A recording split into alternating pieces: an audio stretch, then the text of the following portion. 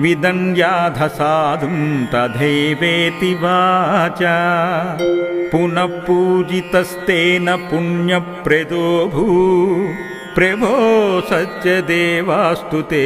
सुप्रभातम् कृतं गोपक्यैरित्यं हकारपूर्णा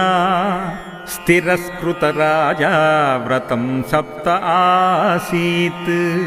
पुनस्त्वां हि संसेव्य भाग्यान्वितोऽभूत् प्रभो सत्यदेवास्तु ते सुप्रभातम्